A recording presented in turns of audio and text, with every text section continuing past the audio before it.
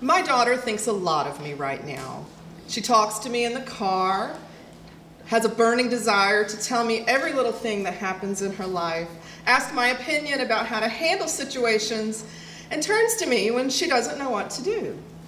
Now, without knowing her age, you now know that my daughter is young because she still thinks her mother has a functioning brain. In a few years, though, she will be older and I will be much, much dumber. Even though I have a college degree, a professional career, and 50 years of life experience, her knowledge will soon inexplicably surpass mine, at least in her mind, at least for a little while. But for now, I am smart and funny and powerful. I even control the weather. On the way to school one day, I hoped out loud that it would rain. It hadn't rained in a while, and we needed it badly. My daughter piped up, "I don't want it to rain. I want to go outside for recess." I laughed. "Okay, then, I hope it rains in time for you to go to recess." She wasn't satisfied. "That's not specific enough. You didn't say it should stop in time for us to go outside for recess. Change it." "Okay, I hope it rains at some point today, but either before it's time for recess or after you've had recess. Is that specific enough for you?" I asked. "I guess it will do, but I still think it's a little vague," she said. Then we went on to something else, and that was that. When I picked her up after school, she got into the van and sat down in a huff as she buckled up. "Well, I hope you're happy," she said, in a rather passive-aggressive tone. "What's wrong?" I asked. "We didn't get to have recess today." "Oh," I replied, "that's too bad. Why not?" "We couldn't go outside, thanks to you." I had no idea what she was talking about. "What are you talking about?" I asked. She looked at me accusingly. "Mom, it rained and it's all your fault." I looked around, and for the first time I noticed the puddles on the road. "Oh, so it did rain," I replied.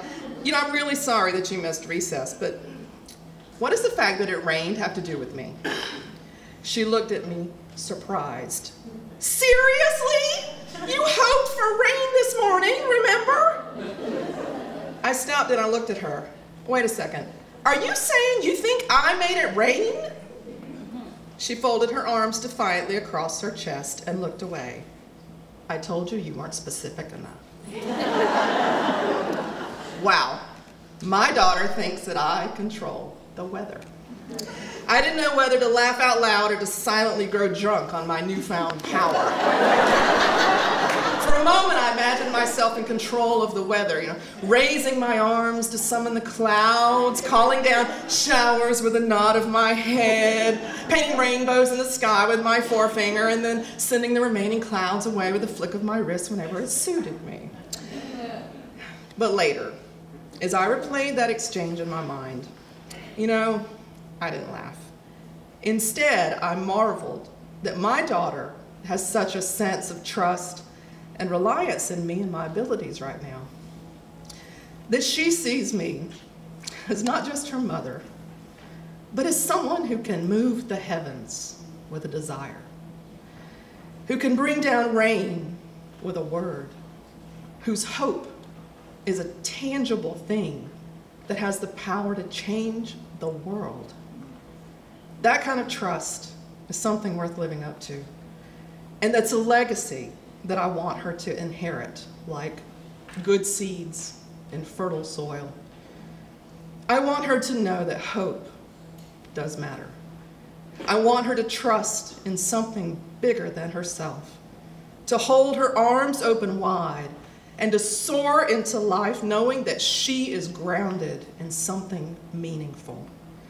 To understand everything we do, every word we speak, every thought we have, every prayer we utter or don't, makes a difference. Now, I can't really control the weather, and I don't want that kind of responsibility. But as my daughter matures, I hope she will continue to see me as a powerful woman and as one who is capable of wielding power wisely. Maybe I will even be powerful enough to survive the next 10 years of her life with my sanity and IQ intact.